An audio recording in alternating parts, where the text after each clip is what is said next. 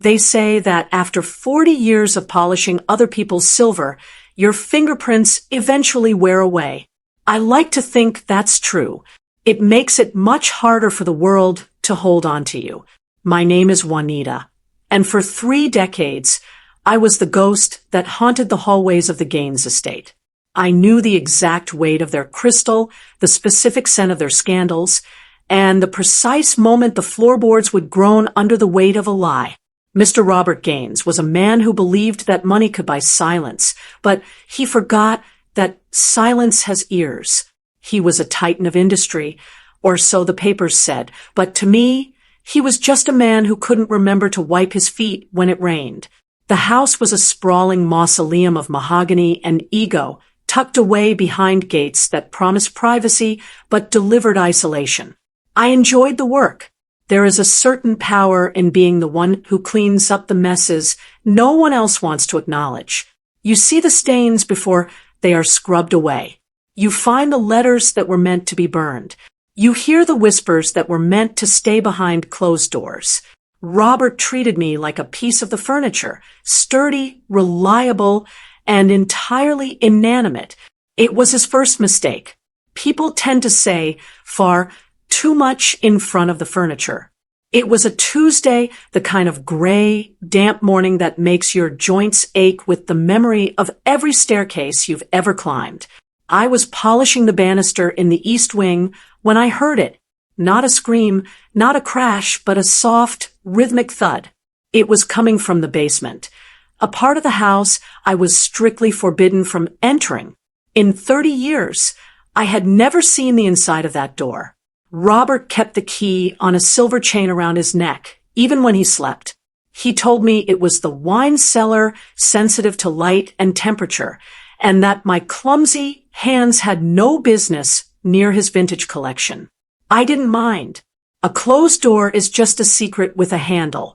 But that morning, the door wasn't fully closed. It was a sliver, no wider than a prayer, but enough to let a draft out. And with that draft came a smell. It wasn't the dusty, oaky scent of aged Cabernet. It was something sharper, metallic, and strangely familiar, the smell of a hospital wing right before the cleaning crew arrives. My heart didn't race. At 65, you learn that adrenaline is a young person's game. Instead, I simply stopped. I stood there with my polishing cloth, a shadow among shadows, and watched the heavy oak door swing another inch on its hinges. I thought about the missing girls from the village, the ones the police said had simply wandered off or wanted a better life in the city. I thought about the way Robert looked at me when he thought I wasn't looking not with lust, but with the cold, clinical appraisal of a butcher looking at a carcass. The thud happened again. Thump, thump, thump. It sounded like a heartbeat, but one that was struggling to stay in rhythm. I knew then that the house I had spent half my life maintaining wasn't just a home. It was a lid, and something underneath was trying to get out. I set my cloth down on the side table. I didn't tremble. I didn't pray. I simply walked toward the darkness, wondering if Robert realized that when you treat a woman like she's invisible, you eventually give her the power to go anywhere she pleases. I reached for the handle, my hand steady, my mind already calculating the distance to the nearest exit. I wasn't afraid of what was behind the door. I was afraid of what I would have to do once I saw it. Before I tell you what I saw when I stepped across that threshold, make sure you're subscribed to Vintage Vengeance. You wouldn't want to be left in the dark when the truth finally comes to light. The hinge didn't squeak. In a house this expensive, even the shadows are well-oiled. I stepped onto the top stone step, the air turning instantly colder, carrying that sharp, medicinal bite that didn't belong in a residential basement. It was the smell of a man who played God in his spare time. I descended slowly, counting the steps, 14 of them, until my sensible shoes met a floor that wasn't stone, but polished industrial linoleum. The thudding was louder here, a mechanical pulse coming from behind a heavy steel door at the end of a short, brightly lit corridor. This wasn't a wine cellar. It was A laboratory. Robert was standing with his back to me, his tailored suit jacket draped over a stool. He was leaning over a stainless steel table, his movements precise and clinical. He didn't hear me. He was used to the silence of subordinates. On the table lay a girl, no older than 20, her skin the color of parched earth, hooked up to a series of clear tubes. She wasn't dead, but she wasn't entirely there either. Her eyes were fixed on the ceiling, tracking a fly that wasn't there. The thudding I had heard was the sound of a specialized pump cycling her blood through a machine that hummed with a low, predatory satisfaction. I didn't gasp. I didn't drop my keys. I stood in the doorway, my hands folded neatly in front of my apron, watching the man I had served for 30 years reveal his true architecture. Robert wasn't just wealthy. He was obsessed with the one thing money couldn't naturally prolong: youth. He wasn't drinking wine down here. He was harvesting vitality. I saw the ledger on the side table, open to a page filled with dates, blood types, and prices that would make a king weep. He looked at these girls the way he looked at his classic Bordeaux, as assets to be consumed at their peak. Then he turned. For a heartbeat, the mask of the refined gentleman slipped, replaced by the panicked snarl of a cornered animal. But then he saw it was only me, just Juanita, the woman who made his tea and ironed his shirts. The tension left his shoulders, and he actually had the audacity to sigh. With relief. He didn't see a witness. He saw a convenience. He straightened his tie, his eyes regaining that cold, aristocratic glaze. "Juanita," he said, his voice as smooth as a funeral shroud. "You shouldn't be down here. It's sensitive work. Scientific advancement requires certain sacrifices that the public wouldn't understand." He walked toward me, not with a weapon, but with a checkbook. He thought he knew my price because he had been paying it for 3 decades. He began to explain the necessity of his research, how these girls were nobodies from the edges of society who were finally contributing to something greater. He spoke as if I were a child or a slow-witted pet. I let him talk. I let him believe that his logic was penetrating my simple mind. I even managed a small, trembling nod. It's important to let a man feel superior right before you dismantle his world. "I understand, Mr. Gaines," I whispered, keeping my gaze lowered. "It's a lot for an old woman to take in." He patted my shoulder, a heavy, patronizing touch, and told me to go back upstairs and forget I ever saw the cellar. He promised me a significant bonus in my next envelope. I walked back up those 14 stone steps, feeling the weight of the silver key he didn't realize I had already felt in his pocket. He thought he had bought my silence, but all he had done was provide me with the budget for his ending. I went straight to the kitchen and began preparing his afternoon tea. My hands were perfectly steady. I added the 2 lumps of sugar he liked, the slice of lemon, and a very specific infusion I had been keeping in my private tin for a rainy day. It wasn't poison, not yet. It was something much more subtle. It was the first stitch in a shroud I was beginning to sew. As I carried the tray toward his study, I realized that for 30 years I had been maintaining his house. Now, I was going to begin the long, quiet process of tearing it down. The thing about men like Robert is they never look at the help. They look through us. The study was a cathedral of leather-bound books and secrets, smells of expensive tobacco, and even more expensive guilt. I set the tea tray down on his mahogany desk, my movements as fluid and forgettable as a shadow at noon. Robert didn't even look up from his ledger. He was already back to his numbers, his investments in human vitality.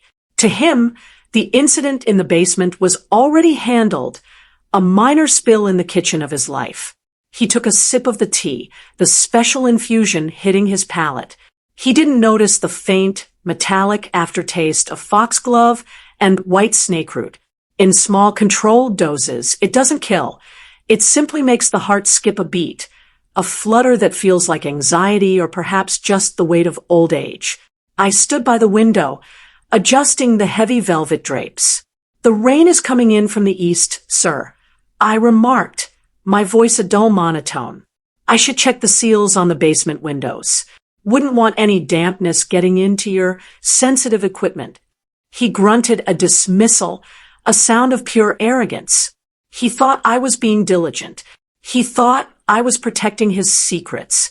In reality, I was mapping the perimeter. To trap a predator, you don't use a cage he can see. You simply wait for him to walk into a room and then quietly remove the door. That afternoon, I didn't clean the guest rooms. Instead, I went to the gardening shed. I have always found that people underestimate an elderly woman with a trowel. They see a hobby. I see a tool set. I spent an hour harvesting the seeds of certain ornamental plants I had cultivated over the years. Nature is rarely loud when it kills. It's usually quite patient. I ground the seeds into a fine, colorless powder, thinking about the girl on the table. She was someone's daughter, someone's sister, but to Robert, she was just a biological battery. I returned to the house and began a deep clean of the main hallway. As I scrubbed the marble, I watched the security cameras. I knew their blind spots. I was the one who dusted them, after all. I noticed that Robert's security was largely external. He was so afraid of the world coming in that he never considered the threat already inside, moving through his halls with a bucket of soapy water. He had built a fortress, but every fortress has a drain. And I knew exactly where his led. The sun began to dip below the tree line, casting long, jagged shadows across the estate. I saw a black sedan pull up the long driveway. Dr. Eris Barlow, a man whose medical license had been revoked a decade ago for unethical experimentation. He was Robert's silent partner, the butcher's assistant. They met in the study, the door clicking shut with a finality that usually signaled a deal was being made. I stayed in the hall, my ear pressed against the wood, listening to the muffled sounds of men discussing the price of blood, as if it were crude oil. I realized then that this wasn't just about one girl. This was an industry. They were planning to expand, to bring in more assets before the month was out. My heart gave a small, cold squeeze, not out of fear, but out of a sudden, sharp clarity. I couldn't just call the police. Robert owned the commissioner, and the evidence was behind a door they had no legal right to open. To stop a man who lives above the law, you have to drag him down into a place where the law doesn't matter. As the two men laughed over a glass of 20-year-old scotch, I walked to the basement door. I didn't try to open it this time. I simply knelt and placed a tiny, transparent bead of industrial adhesive in the corner of the frame. If that door opened while I was away, the bead would crush. It was a simple silent alarm. I wasn't just a housekeeper anymore. I was a structural engineer, and I was looking for the one brick that, if pulled, would bring the entire ceiling down on their heads. I looked at my hands, worn, dark, and steady. They had built this man's comfort. Now, they would build his coffin. Dinner at the Gaines estate was always a performance of silver and silence. Dr. Barlow stayed for the meal, his presence like a cold draft in the dining room. I moved around them like a breeze, refilling wine glasses and clearing plates before they even realized they were finished. They talked about yields and viability as if they were discussing a harvest of corn rather than the life force of stolen girls. Robert was feeling bold. The infusion in his tea had given him a false sense of vigor, a flutter in his chest that he mistook for a second youth. He didn't realize it was actually his heart stuttering under the weight of a quiet chemical siege. "Juanita," Robert barked, not looking up from his steak. "The guest wing needs to be aired out. We have visitors arriving on Friday. High-profile ones. Make sure the linens are crisp. No excuses." He said it with the casual cruelty of a man who views his staff as biological appliances. I dipped my head, the perfect image of a compliant servant. Of course, Mr. Gaines. I'll ensure everything is sterile. I chose that word carefully. He didn't even blink. He was so consumed by his own brilliance that he failed to notice the irony dripping from my tongue. I spent the evening in the guest wing, but I wasn't changing sheets. I was inspecting the ventilation. The Gaines house was equipped with a state-of-the-art climate control system, a network of lungs that breathed for every room. I knew the blueprints better than the architect did. I was the one who changed the filters, the one who knew which vents carried sound and which ones could carry a scent. I found the main intake for the guest wing and the study. It sat behind a decorative grate in the pantry, a place Robert hadn't visited in 20 years. He wouldn't know if a filter was clean or if it had been treated with something extracurricular.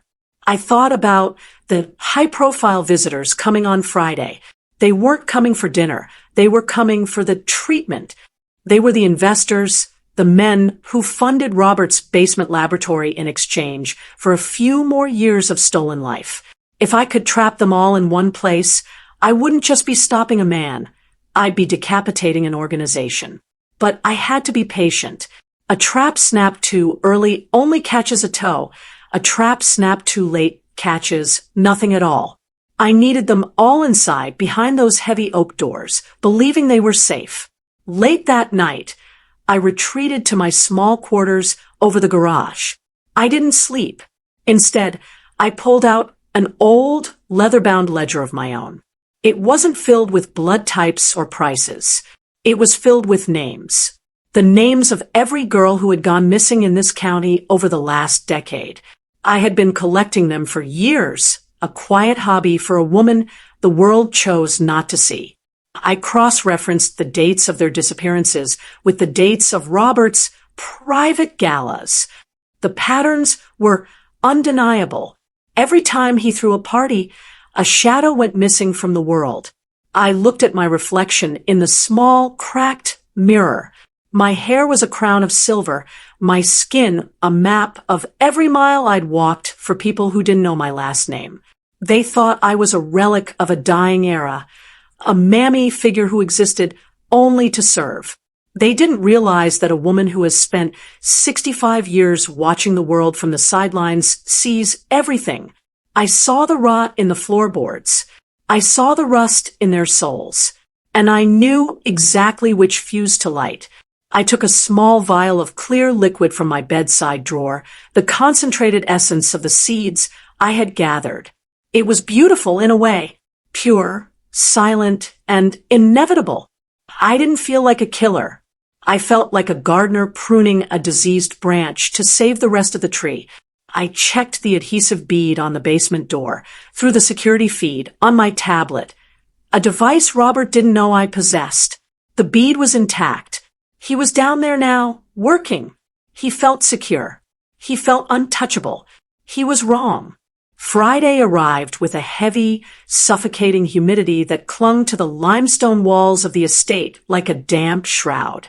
I spent the morning preparing the guest wing, my movements a silent choreography of linen and malice. I fluffed the pillows of men who had bought their longevity with the lives of others. I polished the mirrors until they shone with a clarity that these men would soon find terrifying. Robert was in a state of manic high spirits, his heart fluttering like a trapped bird from the slow-acting digitalis I had been seasoning his morning coffee with. He mistook his palpitations for the thrill of a closing deal. By 4 o'clock, the first of the cars began to crawl up the gravel drive. These weren't the flashy vehicles of the nouveau riche. These were the heavy, armored sedans of old money, the kind of black that absorbs light rather than reflecting it. I stood behind the sheer curtains of the second-floor landing, watching them disembark. There was Cole Gaines, Robert's distant cousin and a silent partner in several pharmaceutical ventures, and a man I recognized from the evening news, a former senator whose philanthropic foundation was a thin veil for something much darker. They walked with the entitlement of men who believed the earth was a fruit meant only for their squeezing. "Juanita!" The refreshments. Robert's voice boomed from the foyer, echoing with a hollow authority. I descended the stairs, my face a mask of practiced servitude. I carried a silver tray laden with crystal glasses and a decanter of his finest single malt. As I poured, I watched their hands. Some were liver-spotted and trembling with age. Others were smooth, the result of the very treatments they were here to discuss. They didn't look at me, of course. To them, I was just a mechanism for the delivery of scotch. The girl in the basement, Robert, the senator murmured, swirling his glass. Is she stable? The last one had a reaction that was quite distressing to witness. Robert laughed, a sound like dry leaves skittering across a grave. This one is perfect, Senator. Young, healthy, and completely unmissed by the world. We've refined the extraction process. The purity levels are unprecedented. I didn't flinch. I simply moved to the sideboard to adjust a floral arrangement, my fingers grazing the small, hidden canister I had taped to the underside of the mahogany table. The canister was connected to a thin, translucent tube that ran behind the wainscoting and into the main ventilation shaft of the study. It wasn't poison, not yet. It was a concentrated sedative, a precursor to the main event. I needed them compliant, not dead. Not yet. Revenge is a dish best served while the recipient is still capable of tasting the irony. I waited until they had retreated into the soundproof study to begin their presentation. I heard the heavy thunk of the deadbolt sliding into place. They thought they were locking the world out. They didn't realize they were locking themselves in with me. I walked to the kitchen and turned on the industrial stove, placing a large pot of water to boil. The steam began to fill the room, a white fog that mirrored the growing haze in my mind, a haze of focused, icy intent. I checked my watch. In 20 minutes, the sedative would begin to circulate through the vents. It would be subtle at first, a heaviness in the eyelids, a slight slurring of the tongue. They would attribute it to the scotch and the heat. By the time they realized something was wrong, the doors would be more than just locked. They would be sealed. I took a final look at the security monitors. The girl in the basement was still there, her chest rising and falling in that slow, mechanical rhythm. I felt a pang of something old and sharp. Not pity, but a recognition of shared stolen dignity. I wasn't just doing this for myself. I was doing it for every girl whose name was written in my ledger. I reached into my apron pocket and felt the cool, hard shape of the master override key I had borrowed from the security office months ago. The hunt was over. The harvest was beginning. The silence that followed the sedation was heavier than the noise of their greed.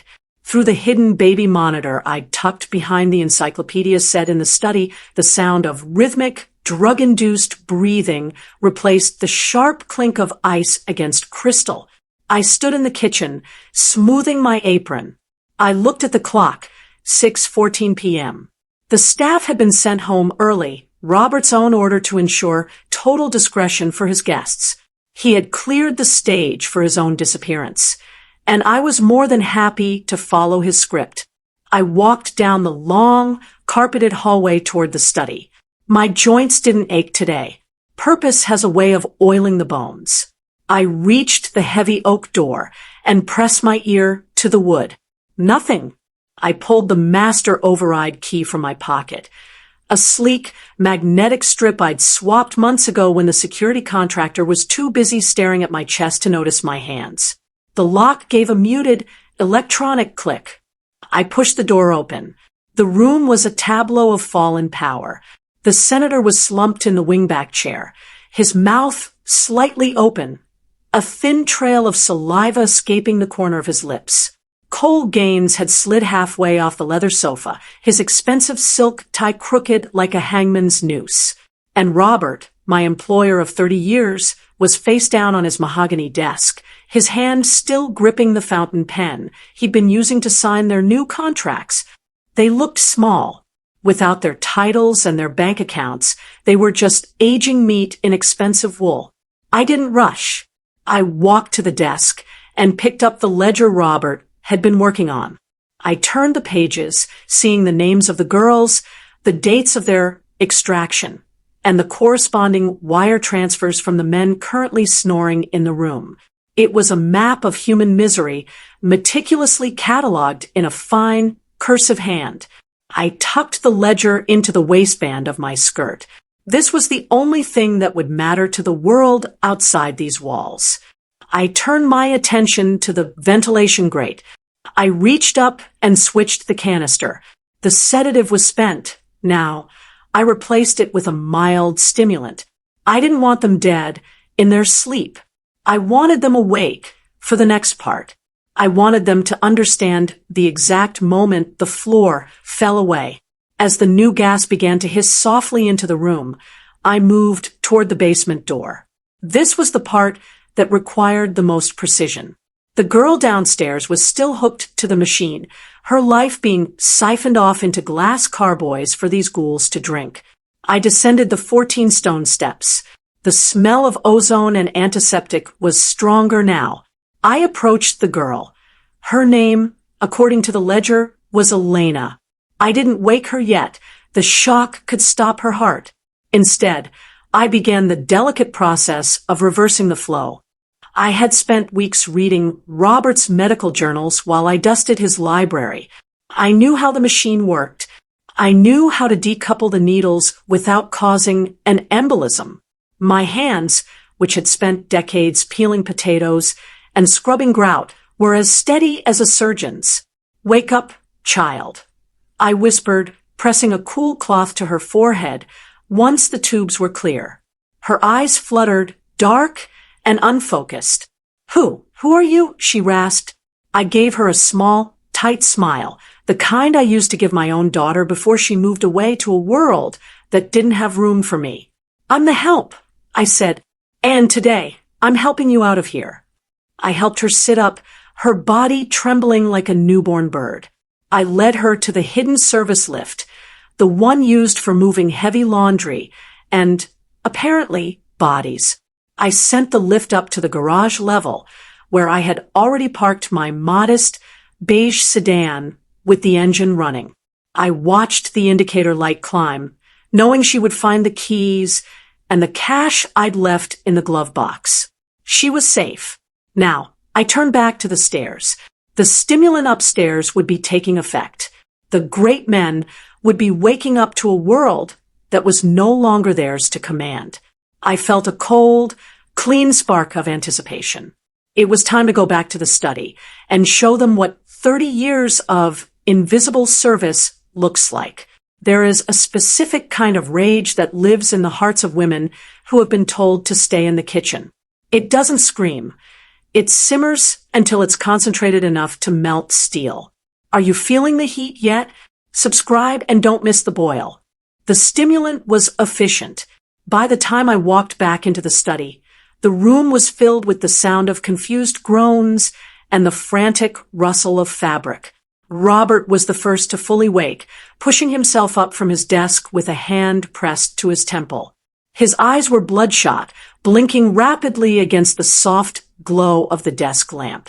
He looked at Cole, then at the senator, and finally, his gaze landed on me. I was standing by the door, my hands folded neatly, the silver tray of empty glasses still resting on the sideboard. "Juanita," he croaked, his voice cracking like dry parchment. "What happened?" I must have drifted off. "The scotch." He reached for the intercom to call security, but I had already cut the wires. He pressed the button repeatedly, a hollow clicking sound echoing in the silence. I didn't move. I didn't offer him a glass of water. I simply watched him realize that the world he controlled had stopped responding to his touch. The senator was struggling to sit upright, his face a pale, waxy mask of terror. "Robert, what is this? I feel strange. My chest." He clutched at his heart, the very organ he had been trying to preserve with stolen blood. I stepped forward into the circle of light. It's the Digitalis, Senator, I said, my voice calm and conversational. It has a tendency to make the heart feel like it's trying to beat its way out of a cage, especially when combined with the sedative I pumped through the vents. The silence that followed was absolute. For the first time in 30 years, Robert actually looked at me. Not as a fixture, not as a convenience, but as a person. The shock on his face was almost comical. You, he whispered. You did this?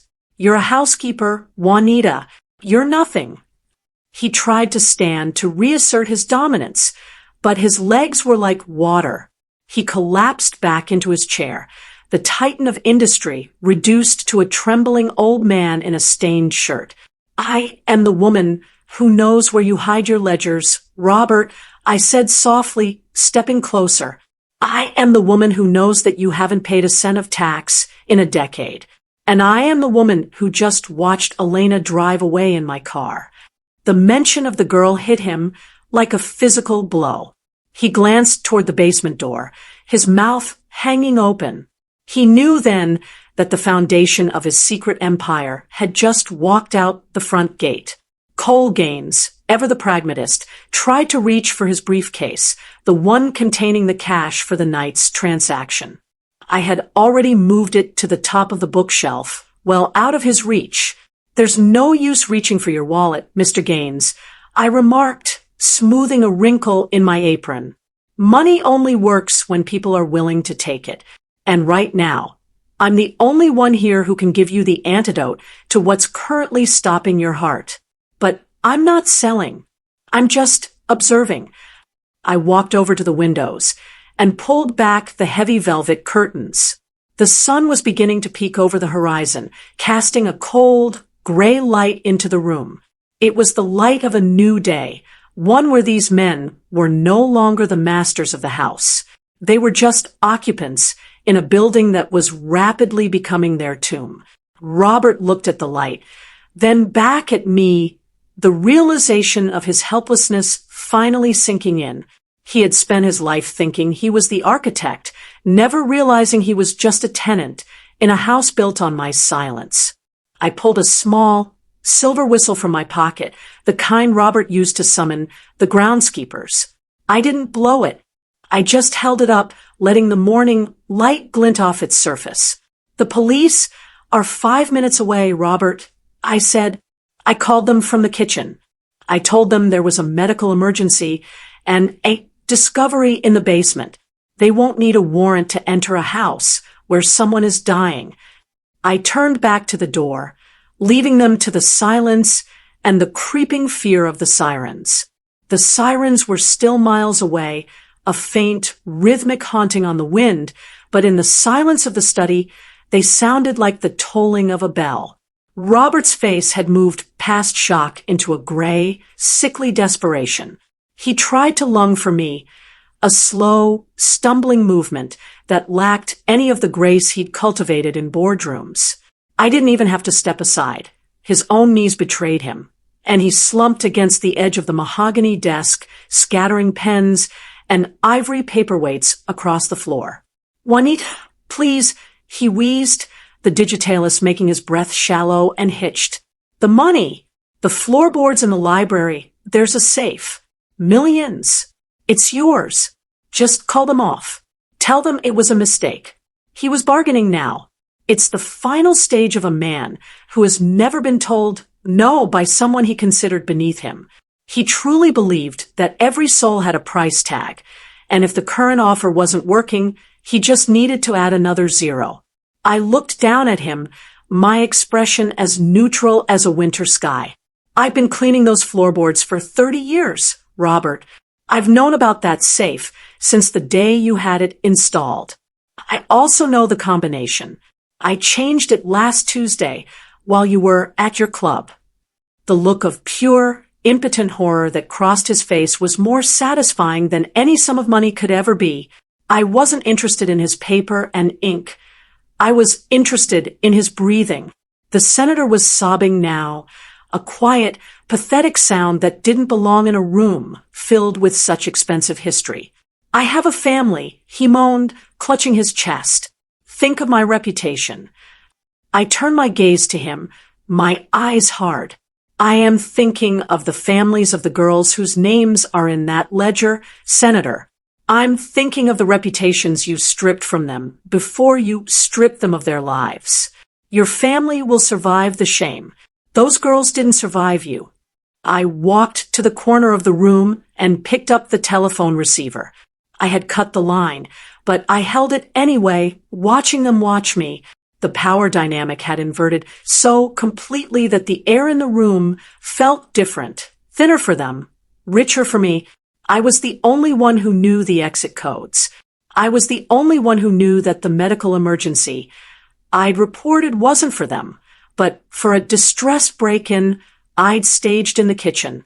The police wouldn't come to the study first. They would go to the basement, led by the trail of surgical masks and discarded vials I'd left like breadcrumbs. You're a monster, Cole Gaines spat, his voice trembling with a mixture of rage and the sedative's lingering fog. I didn't even blink. No, Mr. Gaines, I'm just the housekeeper. I'm the one who noticed the dust you left behind. I'm the one who saw the stains you couldn't scrub out. If I'm a monster, it's only because I've been living in your house for so long. I checked the gold watch on Robert's wrist, the one he'd boasted cost more than my house. 3 minutes. I moved to the heavy oak doors and stepped out into the hallway, pulling them shut behind me. I turned the key in the lock. It was a solid mechanical sound, the sound of a world ending. Through the wood, I could hear them scratching at the door, their voices rising in a frantic, disjointed chorus of pleas and curses. I walked down the hall toward the kitchen, my footsteps even and measured.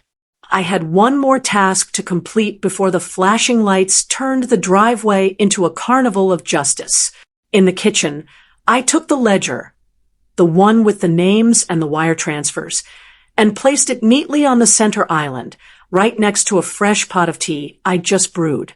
I sat down in the chair by the window, smoothed my apron, and waited. I wasn't running. I wasn't hiding. A woman of my age, with my record of service, has nothing to fear from the truth. I poured myself a cup, the steam rising to meet the morning light. The gates were opening. The reckoning had arrived. The gravel outside didn't just crunch. It screamed under the weight of the police cruisers. Blue and red light began to strobe against the kitchen tiles, rhythmic and mechanical, cutting through the morning mist. I didn't flinch. I took a slow sip of my tea, feeling the warmth settle in my chest. For 30 years, I had been the one to answer the door. Today, I would let the house speak for itself.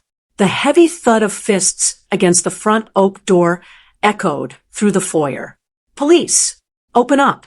The shouting was a crude intrusion into a house that had traded only in refined whispers. I stood up, smoothed the front of my white apron one last time, and walked toward the entrance. My gait was slow, not out of fear, but because at 65, I no longer felt the need to hurry. For anyone. I pulled the heavy latch and swung the door wide. 3 officers stood there, hands on their holsters, their breath visible in the damp air. They saw exactly what I wanted them to see. An elderly black woman in a domestic uniform, looking tired, fragile, and deeply confused. I let my hand tremble, just enough to be noticed. "Oh, thank God," I whispered, my voice thick with a rehearsed tremor. I heard such terrible noises from the basement. I was too afraid to go down. The lead officer, a man with a face like a bulldog, softened instantly. Men like him see women like me as part of the background, as harmless as a lace doily. "It's all right, ma'am. Just step outside. Where's Mr. Gaines?" I pointed toward the study with a shaky finger. "He's in there with his guests. But the basement, please, the girl, I think she was hurt." I watched the shift in their eyes, from routine check to high alert. They didn't even ask for a key. They followed the trail of surgical masks I'd accidentally dropped near the cellar door. I didn't go outside. I retreated to the shadows of the dining room, watching them disappear down those 14 stone steps. A moment later, the first shout came, not of authority, but of pure, unadulterated shock. They had found the machines. They had found the empty carboys still stained with the residue of life. They had found the laboratory that Robert thought was invisible. I felt a cold wave of satisfaction wash over me. The lid was finally off. Upstairs in the study, the scratching at the door had stopped. Robert and his friends must have heard the police.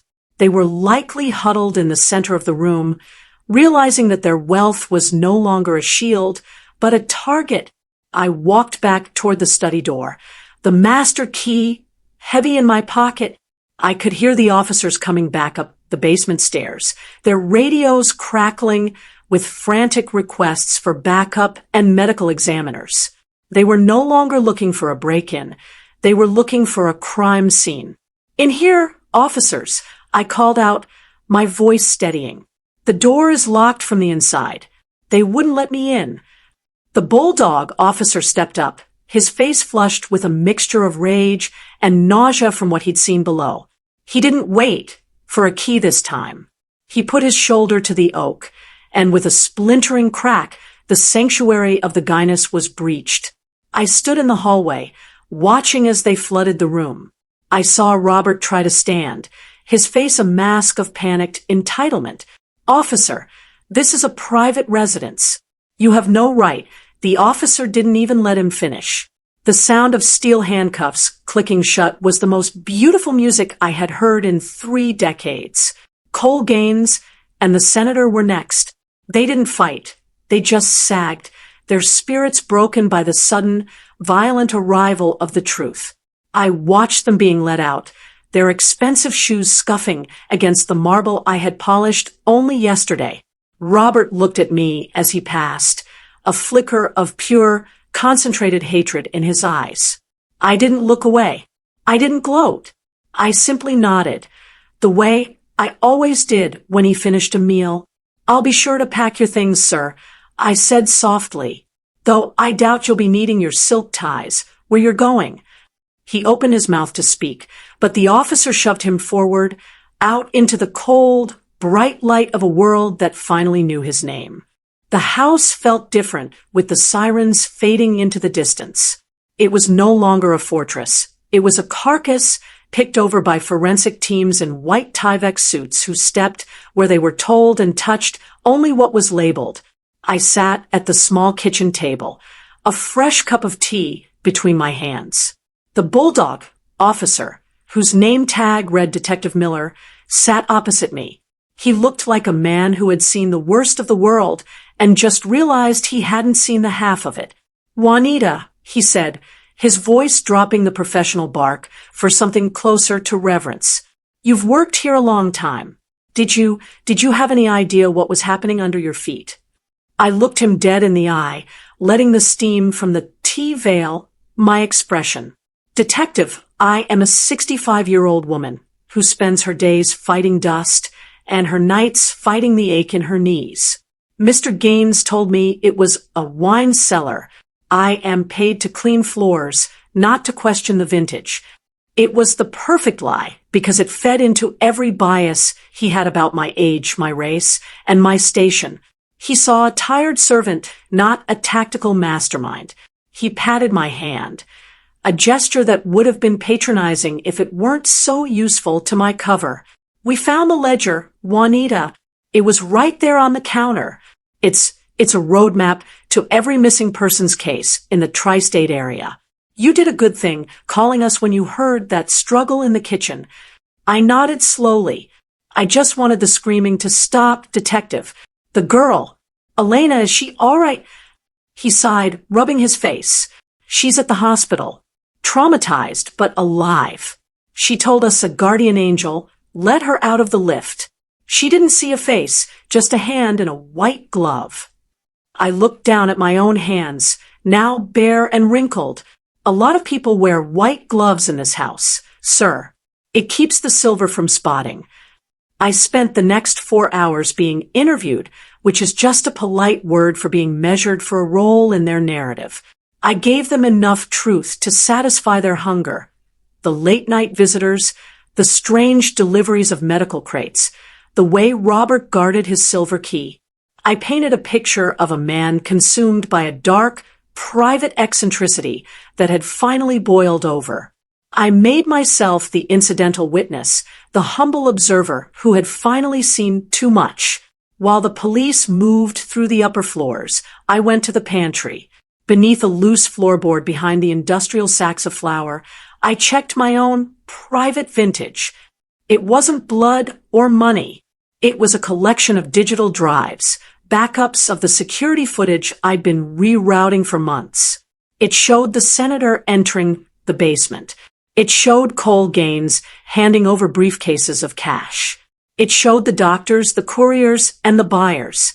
The police had the ledger, but I had the movie, and the premiere wasn't for the local precinct. I waited until Miller was busy with a phone call before I slipped the drives into my knitting bag. I wasn't going to give these to the local police. Robert's reach was long, and even in handcuffs, a man with his resources could make evidence disappear from a precinct locker.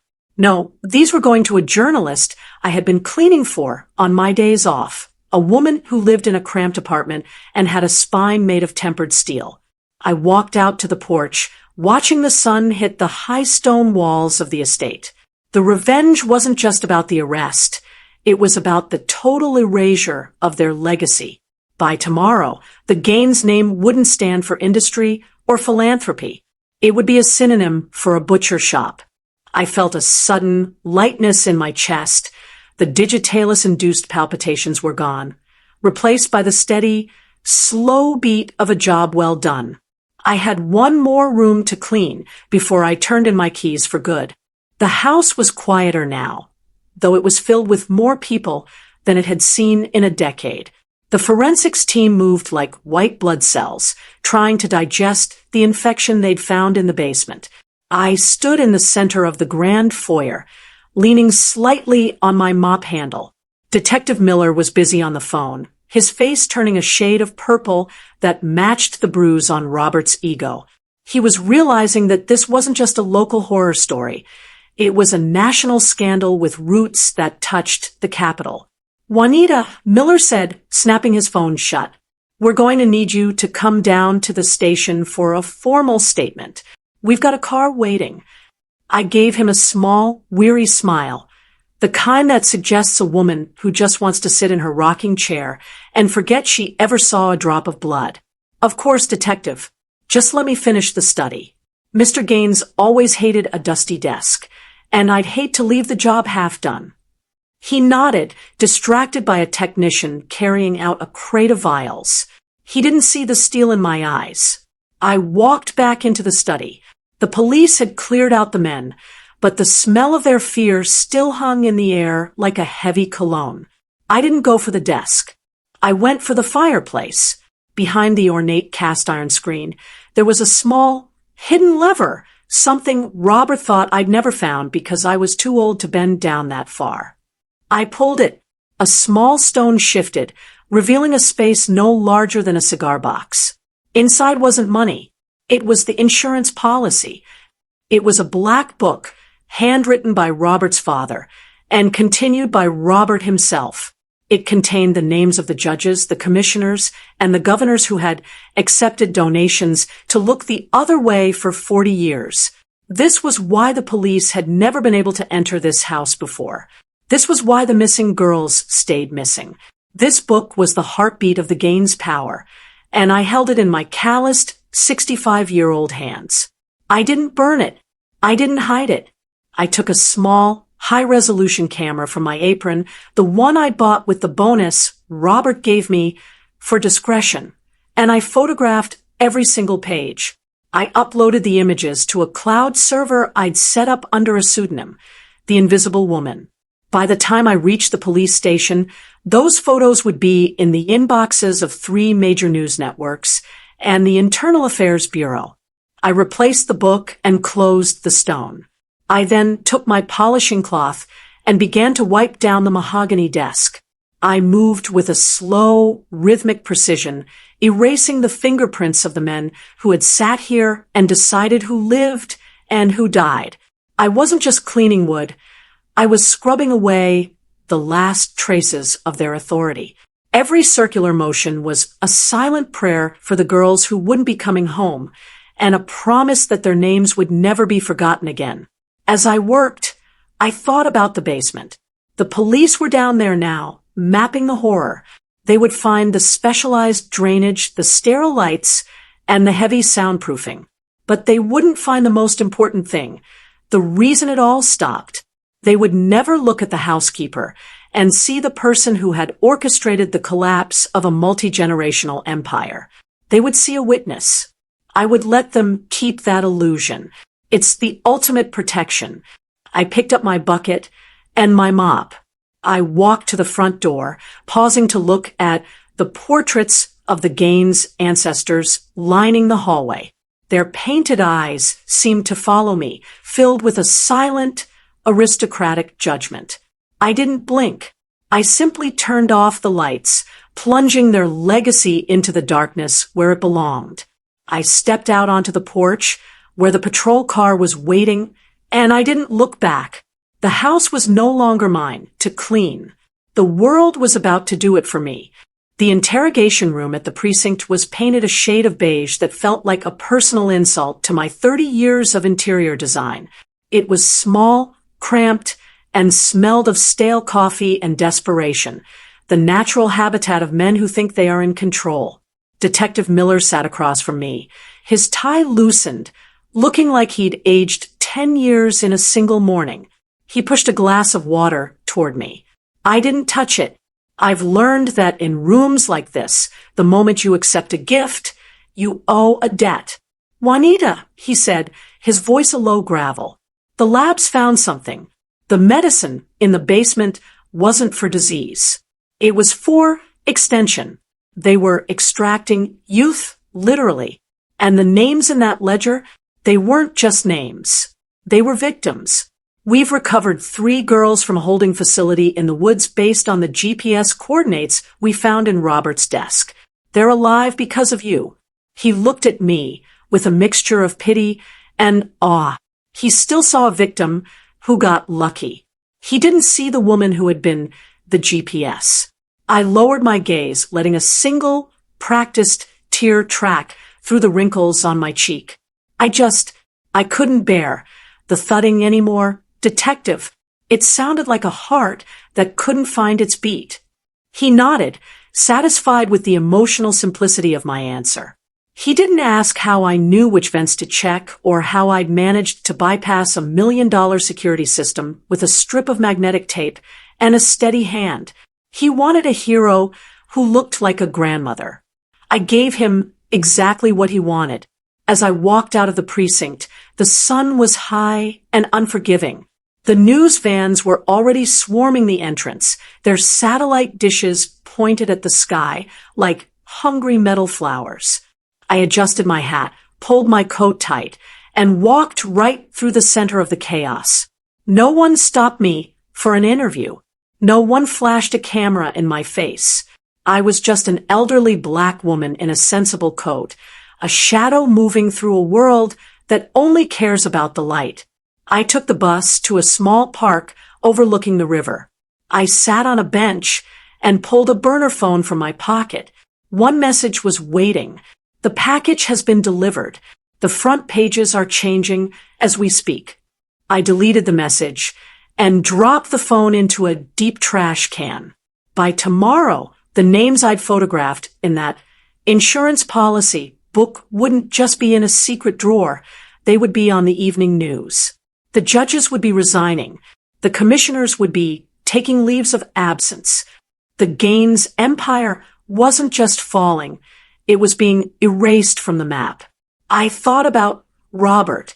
He was currently sitting in a cell, stripped of his silk and his treatments. Without his stolen vitality, the years would finally catch up to him. He would look in the mirror and see a man who was 65, just like me, but without the strength of a clean conscience to hold him up. He had spent his life trying to outrun time. never realizing that time is a patient hunter. And I was the one who had finally tripped him. The house on the hill would be seized. The police haven't been able to enter it since the initial raid, not because of locks, but because of the sheer volume of evidence that keeps appearing in every corner. Every time they think they've found it all, another floorboard creaks, another hidden compartment fails. I left them a treasure hunt that will last for years. I didn't just want him arrested. I wanted his name to become a curse. I stood up from the bench, feeling the wind off the water. My hands were finally clean, not because I'd scrubbed them, but because I'd finally finished the work I was meant to do. I wasn't the help anymore. I was the architect of a new kind of silence, one that doesn't hide secrets, but honors the truth. I started walking toward the station. I have a sister in Savannah who has a garden that needs tending, and I've always been very good with plants, especially the ones that grow in the dark. They say you should never let the door close behind you when you enter a house like that. But they're wrong. You should let it close. Just make sure you're the one holding the keys when it does.